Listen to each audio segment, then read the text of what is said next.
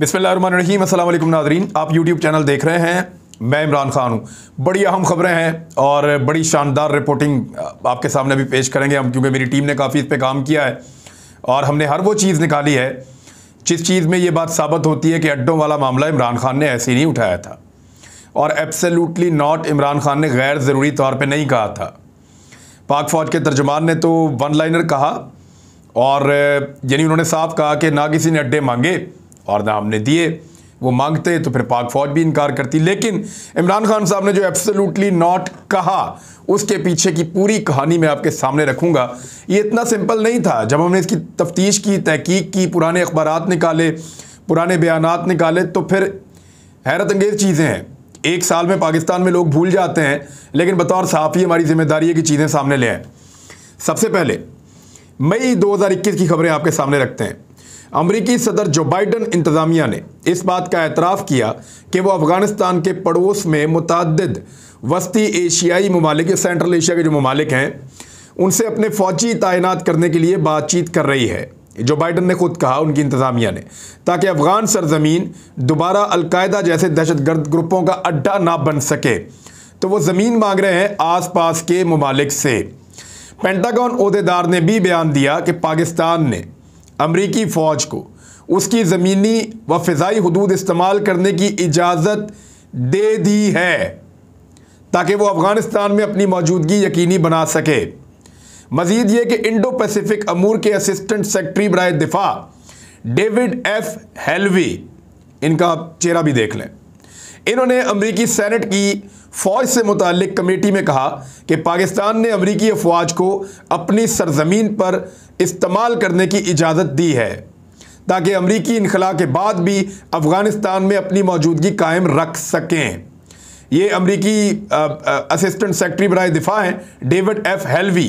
इन्होंने सेनेट के अंदर ये स्टेटमेंट दिया था कि पाकिस्तान ने इजाज़त दे दी है जनाब कि वहाँ पे हम अपनी मौजूदगी कायम रख सकें, पाकिस्तान के अंदर अड्डे बना के और अफ़गानिस्तान के अंदर अपनी मौजूदगी कायम रख सकें इनखला के बावजूद। अफ़गान मीडिया में भी इस किस्म की मुख्तलिफ रिपोर्टें शाया होती रहीं जिसमें दावा किया जाता रहा कि अमरीका पाकिस्तान के कबायली ज़िला कुरम में और पाकिस्तान अफ़गान सरहद के करीब शलोज़ान और तरमैंगल के इलाकों में फ़ौजी अड्डे बना रहा है। अफ़गानिस्तान की न्यूज़ एजेंसी और काबिल न्यूज़ ने अपनी रिपोर्ट्स में कहा कि अमेरिका ने पाड़ा चनार में फ़ौजी अड्डा बनाना शुरू कर दिया है। अच्छा, जब ये खबरें आई ना अफ़गानिस्तान के अखबारात में, उनकी न्यूज़ एजेंसीज़ ने इनको शाया किया, तो फौरी तौर पे पाकिस्तान में एक भूचाल मच गया था। उस दौर में अपोजिशन के एक नहीं 101 बयानात हैं जिनमें फजलुर रहमान साहब, उनकी पार्टी के बहुत सारे लोग, जिनमें PMLN उनकी पार्टी के बहुत सारे लोग, जिनमें ANP, जिनमें बेशुमार पॉलिटिकल पार्टीज़, वो लगातार ये कहती रही कि अमेरिका को अड्डे तो दे दिए आपने और जवाब दें। अफ़गान मीडिया इसको लिख रहा है, बहुत सारे सहाफ़ी और दानिश्वर इसके ऊपर आवाज़ उठाते रहे। सलीम साफ़ी का एक बड़ा मारूफ इंटरव्यू भी है, उसका क्लिप आजकल बहुत गर्दिश कर रहा है, जहां सलीम साफ़ी ने यह दावा किया कि अमेरिका ने पाकिस्तान से अड्डे मांग लिए हैं। हालांकि अभी वही दोबारा कह रहे हैं कि अमेरिका ने कब अड्डे मांगे थे। कल से अब तक यही रोला डाल रहे हैं ISPR की प्रेस कॉन्फ्रेंस के बाद से लेकर अब तक। लेकिन सलीम साफ़ी का अपना बयान है कि अमेरिका ने अड्डे मांगे हैं। उसके बाद पाकिस्तान तरदीद करता है। 24 मई 2021 को पाकिस्तानी दफ्तर खारजा इन खबरों की तरदीद करता है। पाकिस्तानी दफ्तर खारजा कहता है हमने कौन से अड्डे बना दिए भाई, अमेरिकन कहाँ पे फौजी अड्डे बना रहे हैं, ऐसी कोई बात नहीं है। जाहिद हफीज़ ने ट्वीट में बताया कि पाकिस्तान अमेरिका एयर और ग्राउंड लाइन कम्युनिकेशन मुआहदा 2001 से जारी है। उसके तहत अमेरिका जब तक इनखला नहीं करता उस वक्त तक अमरीकी अफवाज ज़मीनी और फ़िज़ाई रास्ता इस्तेमाल कर सकती हैं, लेकिन इसका मतलब अड्डे फराहम करना नहीं है। पाकिस्तान में अमरीकी फ़ौजी या एयरबेस से मुताल्लिक खबरें बिल्कुल बेबुनियाद हैं। कोई फ़ौजी अड्डा नहीं बन रहा, कोई एयरबेस नहीं बन रही, ये पाकिस्तान ने बता दिया था साबिक वज़ीर। लेकिन इसके बावजूद रोला पड़ गया। अपोजिशन ने बहुत रोला डाला, बहुत शोर मचाया। उन्होंने कहा जी फ्लोर ऑफ द हाउस, यानी यहाँ पे आए, पार्लियामेंट में खड़े होकर इसका जवाब दें और बताएं हमें कि अड्डे दिए या नहीं दिए, इसको क्लियर करें आके। तो फिर शाम, क्योंकि पूरी अपोजिशन कह रही थी कि पाकिस्तान ने अड्डे दे दिए हैं और सारी अपोजिशन कह रही थी कि अमेरिका अड्डे मांग रहा है और पाकिस्तान अपना सौदा कर रहा है, तब साबिक वज़ीर आज़म शाह महमूद कुरैशी, क्योंकि सबको ये पता था अपोजिशन को, उनका ये तजर्बा था कि अमेरिका कुछ मांगे तो कोई एब्सोल्युटली नॉट नहीं कह सकता। सबको ये पता था कि अमेरिका कुछ मांगे तो कोई ना नहीं कर सकता। उनको अपनी अपनी औकात पता थी।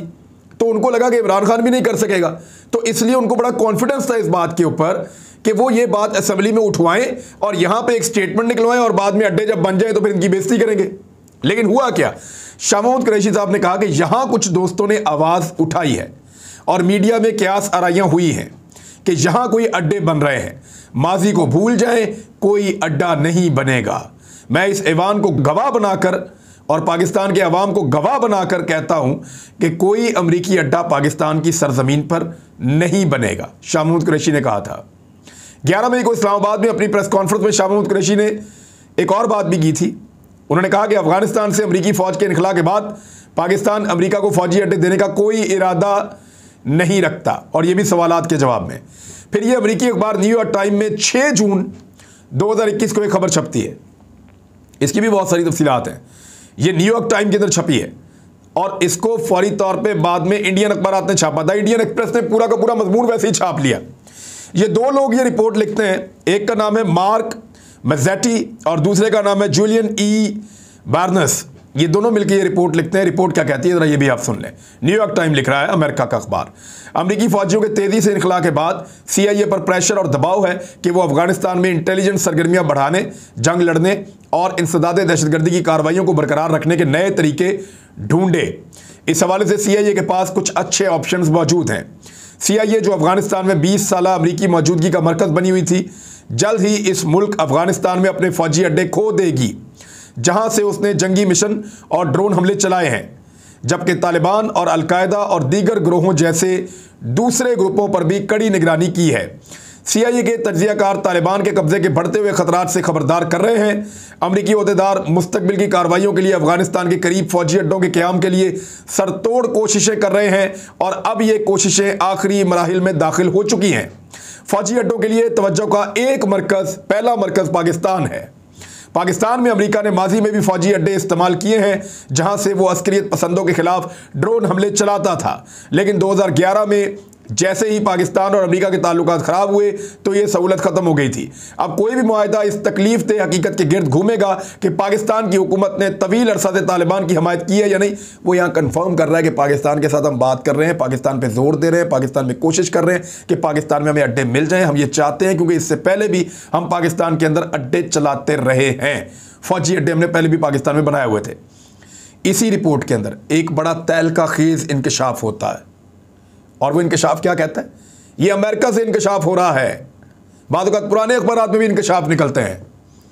ये बता रहा है जून में 6 जून को कि CIA के director mister William J Burns ने हालिया हफ्तों में पाकिस्तान का दौरा किया है और ये दौरा हुआ था अप्रैल के एंड पे। ये खुफिया दौरा था, इसके बारे में बताया नहीं गया था, जहां उनकी मुलाकात पाकिस्तान के army chief general Qamar Javed Bajwa से हुई और उस वक्त के DGISI लेफ्टिनेंट जनरल फैज़ हमीद से भी उनकी मुलाकात हुई। ज़राए के मुताबिक पेंटागन चीफ लॉयड ऑस्टिन ने भी कई बार आर्मी चीफ जनरल बाजवा उनसे फ़ोन पे बातचीत की और अफ़गानिस्तान में मुस्तकबिल में होने वाली ऑपरेशंस के लिए मदद मांगी कि हमें मदद दीजिए, हमें अड्डे शड्डे मदद। अब कि किस तरह की मदद, पाकिस्तान और क्या मदद कर सकता था उनकी, या तो इनखला में मदद कर सकते थे, लेकिन ऑपरेशंस में मदद का मतलब यही है कि पाकिस्तान उनको अपनी फ़ज़ा से गुजरने दे या अपनी ज़मीन जो है उनको दे, लेकिन पाकिस्तान ने वो नहीं दिया। एक मौका पर जब अमरीकी CIA चीफ पाकिस्तान में आए तो वो वज़ीर-ए-आज़म पाकिस्तान से मिलना चाहते थे, लेकिन वज़ीर-ए-आज़म पाकिस्तान ने कहा कि CIA का चीफ जाके ISI के चीफ से मिले, मेरे से बात कर दिए तो इनकी पॉलिटिकल क़यादत करे। तो ऐसी जुर्रत कभी भी पाकिस्तान के किसी सियासी रहनुमा ने नहीं की थी। ये तो CIA चीफ के आगे लेट जाते थे, जिस तरह बोले उस तरह लेट जाते थे। लेकिन इमरान खान साहब ने कहा कि अगर CIA चीफ ने मिलना है तो वो जाके ISI चीफ से मिले। इस किस्म की खबरें रिपोर्ट हुई थी। इस रिपोर्ट के बाद अमेरिका के मुशीर कौमी सलामती जैक सुलेवान ने एक सवाल के जवाब में कहा कि हमारी इस बात को यकीनी, और इसकी वीडियो मौजूद है, ये ऐसे नहीं है, इसकी वीडियो मौजूद है। उन्होंने कहा कि हमारी इस बात को यकीनी बनाने के लिए अमरीकी सलाहियतों के मुस्तकबिल पर पाकिस्तान के फौजी, इंटेलिजेंस और सफारती चैनल के साथ तामीरी बातचीत हुई है। यानी हमारा CIA जो काम करना चाहता है खित्ते में, उसके लिए हम पाकिस्तान की जो है वो फौजी, इंटेलिजेंस और सफारती चैनल पे हम तामीरी बातचीत कर रहे हैं, और ताकि अफ़गानिस्तान दोबारा ऐसी बेस ना बने जहां से अलकायदा उठे या दहशतगर्द तंजीमें अमरीका पर हमला करें। डॉन अखबार की 9 जून 2021 की रिपोर्ट। हुकूमती अहदेदार ने निजी तौर पर अमेरिकी खुफिया एजेंसी CIA के डायरेक्टर विलियम बर्न्स के खुफिया दौरे की तस्दीक कर दी। वो दौरा जो उन्होंने 3 दिन पहले बताया था 6 जून को, 9 जून को पाकिस्तानी अखबार भी तस्दीक कर देता है हुकूमती अहदेदारान के तवसत से, जिसमें उन्हें बताया गया था कि पाकिस्तान अपनी सरजमीन पर एजेंसी के ड्रोन अड्डों की मेज़बानी नहीं करेगा। CIA के ड्रोन अड्डों की मेज़बानी पाकिस्तान अपनी सरजमीन पर नहीं करेगा। ये डॉन अखबार ने इसकी तस्दीक की क्योंकि उन्होंने अड्डे मांगे थे, इसलिए पाकिस्तान ने अड्डे देने से इनकार किया था। और अमेरिका बहुत ताकतवर मुल्क है, वो कहे कि दे दो और आप ना दें और फिर आप सबको बताएंगे जी हमने नहीं दिए, तो वो बुरा मना जाएगा ना। तो इसलिए कहना ये ज़्यादा बेहतर है कि ना उन्होंने मांगे ना हमने दिए। ये आप नहीं कह सकते कि उन्होंने मांगे और हमने नहीं दिए, इसके लिए वो नहीं है। मामला ये है कि ये सारे अखबार कह रहे हैं, मैं नहीं कह रहा, मैं कुछ नहीं कह रहा। मेरे अपने वीलॉग आप उन महीनों के निकालें तो यही सारी खबरें पढ़ के आपको सुनाई हुई है। हमने ये सारा, क्योंकि हमें याद था कि कुछ ना कुछ तो उस दिन होता रहा है, फिर हमने निकाला, सारा डाटा आपके सामने रख दिया है। साबिक वज़ीर-ए-आज़म इमरान खान ने 19 जून 2021 को अमेरिकी न्यूज़ वेबसाइट एक्सियोस को इंटरव्यू दिया था। उसमें उन्होंने कहा था कि एब्सोल्युटली नॉट, और साफ उन्होंने कह दिया था कि हम अड्डे नहीं देंगे। अमेरिका ने पाकिस्तान के अलावा दूसरे ममालिक से भी अड्डे मांगे थे और वो कई और आसपास के मुल्कों में जाते रहे, ताजिकिस्तान, उज़्बेकिस्तान, कज़ाकिस्तान, यहाँ वो कोशिश करते रहे, लेकिन उस तरफ से रशिया ने और चाइना ने दबाव डाला और अमेरिका को अड्डे नहीं लेने दिए। यहाँ पाकिस्तान में इमरान खान साहब ने किया और अमेरिका को अड्डे नहीं दिए। तो ये है जी वो सारी सूरत हाल, अड्डों को लेकर जो हक़ाइक़ थे आपके सामने मैंने रख दिए हैं। पाकिस्तान के ऊपर जी दहशतगर्द हमला हुआ है, बहुत अफसोसनाक हमला हुआ है और पाकिस्तान के फ़ौजी जवान शहीद हुए हैं। एक इंतहाई अफसोसनाक वाक़या है, 7 फ़ौजी जवान वज़ीरिस्तान में शहीद हुए हैं। इस अफसोसनाक वाक़े में हमारे नौजवान शहादतें कबूल कर रहे हैं, शहादतें दे रहे हैं इस मुल्क के लिए, और दूसरी जानिब पाकिस्तान के अंदर, उसी मुल्क के अंदर जो है वो एक अफरा तफरी फैली हुई है, पॉलिटिकल अफरा तफरी। मेरे ख्याल में अगर इलेक्शन करवाए जाएँ तो हम जल्द इस सूरत हाल से निकल सकते हैं, लेकिन इसका फ़ैसला पाकिस्तान के मुक़्तदर हलकों ने या ताकतवर लोगों ने करना है। पेट्रोल सस्ता होने के हवाले से मैं सिर्फ आपको 2 चीज़ें बताऊंगा कि कल तक जितने लोग कह रहे थे कि इमरान खान साहब ने क्यों पेट्रोल महंगा किया, सब ये कह रहे थे कि पेट्रोल 90 रुपये का या 100 रुपये का होना चाहिए। PMLN ये कहती थी, पीपल्स पार्टी ये कहती थी, फजलुर रहमान साहब ये कहते थे और सारी जमातें यही कहती थी कि इमरान खान साहब ने पेट्रोल बहुत महंगा कर दिया, आम आदमी की ज़िंदगी अजीरन कर दी है। लेकिन इस वक्त शाहिद खाकान अब्बासी साहब के 2 स्टेटमेंट आपके सामने रखूँगा सिर्फ, जिसमें से एक में उन्होंने कहा कि हुकूमत पेट्रोल पर फ़ी लीटर 51 रुपये अपनी जेब से डाल रही है। तो देखें कितना बड़ा इमरान खान साहब का इस कौम के ऊपर रिलीफ था, जिसको ये तस्लीम नहीं कर रहे थे। तो हुकूमत में आने की वजह से इनको ये तस्लीम करना पड़ा है। कम से कम कौम को सच तो इन्होंने बोल दिया कि इमरान खान साहब ने अवाम की मदद के लिए 51 रुपये हुकूमत की जेब से डालने का फ़ैसला किया था।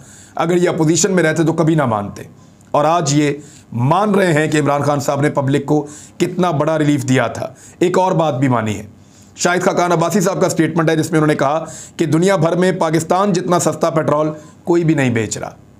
जब इमरान खान ये कहता था कि हमारा पेट्रोल सबसे सस्ता है तो ये सब उसका मजाक उड़ाते थे, लेकिन आज ये खुद ये कहने पर मजबूर हैं, यानी हर वो चपेड़ जो इन्होंने किसी और को मारनी थी अपने मुंह पे मार रहे हैं।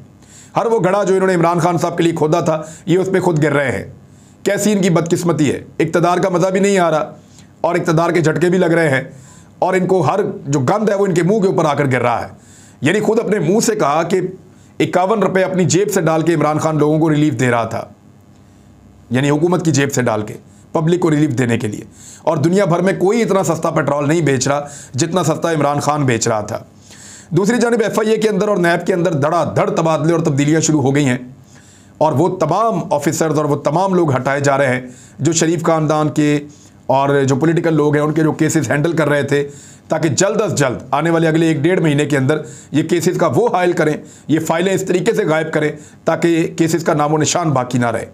तो अब ये काम किया जा रहा है फौरी तौर पे। FIA और नैब के अंदर तकर्रुर और तबादले हो रहे हैं। नवाज शरीफ साहब का जो पासपोर्ट डिप्लोमेटिक उनको देने का फैसला किया गया है, इसके ऊपर पाकिस्तान तहरीक इंसाफ के वकील हैं नईम साहब, वो अदालत में चले गए हैं, नईम हैदर, और उन्होंने कहा कि एक आदमी अदालत का मुजरिम है और इश्तिहारी है और मफरूर है। जब कोई वज़ीर आज़म होता है तो उसके पास डिप्लोमेटिक पासपोर्ट होता है, लेकिन सरकारी अहदेदारों के पास जो डिप्लोमेटिक पासपोर्ट होता है, अगर वो अपने अहदे से हट जाएं तो 30 दिन के अंदर उनको वापस करना होता है और फिर वो नॉर्मल पासपोर्ट पे नॉर्मली शिफ्ट हो जाते हैं। लेकिन अगर नवाज शरीफ साहब के पास ये पासपोर्ट था तो जब किसी को करप्शन के अंदर सज़ा हो जाए जब किसी को निकाल दिया जाए, नाअहल कर दिया जाए, तो फिर उससे उसके एजाज़ात वापस ले लिए जाते हैं। तो नवाज शरीफ साहब जो है वो एक आम आदमी है, एक मुजरिम है, एक इश्तिहारी हैं, एक मफरूर हैं, तो उन्हें कैसे डिप्लोमेटिक पासपोर्ट जो है वो मुहैया किया जा सकता है। इन्होंने इस केस के अंदर, ये पीर वाले दिन के लिए गालिबन लग गया है केस अदालत में, पीर वाले दिन अब अदालत इस मामले को सुनेगी। अब इसमें जो है वो पासपोर्ट रूल्स 2021 और वियना कन्वेंशन 1961 इन दोनों का हवाला दिया गया है और पीर वाले दिन इसको सुना जाएगा। एक और जो बहुत बड़ी खबर है वो आपके सामने रख देता हूं कि फॉरेन फंडिंग केस में इमरान खान साहब को ब्लैकमेल किया जा रहा है। इमरान खान साहब की पार्टी को फंसाया जा रहा है फॉरेन फंडिंग केस में और उनको फॉरेन फंडिंग केस में उड़ा दिया जाएगा, ये उनको बता दिया गया है। इमरान खान साहब को ये कहा गया है कि अगर उन्होंने अपनी इस मुहिम जोई को कम ना किया और अगर वो अपनी अपोजिशन की सियासत को नीचे ना लेकर गए, और उनको ये पैगामात दिए जा रहे हैं कि अगर आपने इस मामले को मज़ीद तूल दिया और पाकिस्तान में अपने एहतजाज को बहुत तेज़ी से बढ़ाया तो ऐसी सूरत में फॉरेन फंडिंग केस के ऊपर फौरी तौर पे आपके ख़िलाफ़ फ़ैसला आएगा। अब मैं ये नहीं कह रहा कि अदालतें मिली हुई या ये वो, लेकिन मैं ये बता रहा हूँ कि पैगाम जो पहुँचा है वो सिर्फ मैं आपको बता रहा हूँ मुबैना तौर पर। पैगाम ये है कि फ़ॉरेन फंडिंग केस में इमरान खान साहब को फ़ारिग कर दिया जाएगा। हालांकि फ़ॉरेन फंडिंग केस एक ऐसा केस है जहाँ पाकिस्तान तहरीक इंसाफ की कुछ छोटी मोटी कहीं क्लैरिकल मिस्टेक्स या इस किस्म की चीज़ें तो हैं, लेकिन आप इस पार्टी को फ़ारिग नहीं कर सकते। लेकिन इसी केस में अगर आप PMLN और पीपल्स पार्टी को साथ मिलाकर सुने तो वो दोनों पार्टियां तो हमेशा के लिए फ़ारिग हो जाती हैं। यानी उनका जो फंडिंग का केस है वो तो इससे बहुत ही अजीबोगरीब केस है। तो यहाँ फैसला किया गया कि रोज़ाना की बुनियाद पर PTI का फ़ॉरेन फंडिंग का केस सुना जाए और PTI को जो है फ़ारिग कर दिया जाए ताकि अगले इलेक्शन में ये एक हकीकत के तौर पे मौजूद ना हो और इनको अपनी पड़ जाए। लेकिन मुझे नहीं लगता कि इसके चक्कर में पड़ेगी पाकिस्तान तहरीक इंसाफ। उन्होंने अपना मकसद बड़ा कर लिया है। उन्होंने कहा जी पाकिस्तान के झंडे लेकर आओ, PTI के झंडे ना लाओ। वो इसको एक नेक्स्ट लेवल पे ले गए हैं। अब इस बात से फ़र्क नहीं पड़ता कि एक पार्टी इलेक्शन कमीशन में रजिस्टर्ड है या नहीं है, वो मामला कहीं और ले गए। अब तक के लिए इतना ही। अपना ख्याल रखिएगा, अपने इस चैनल का भी। अल्लाह हाफिज़।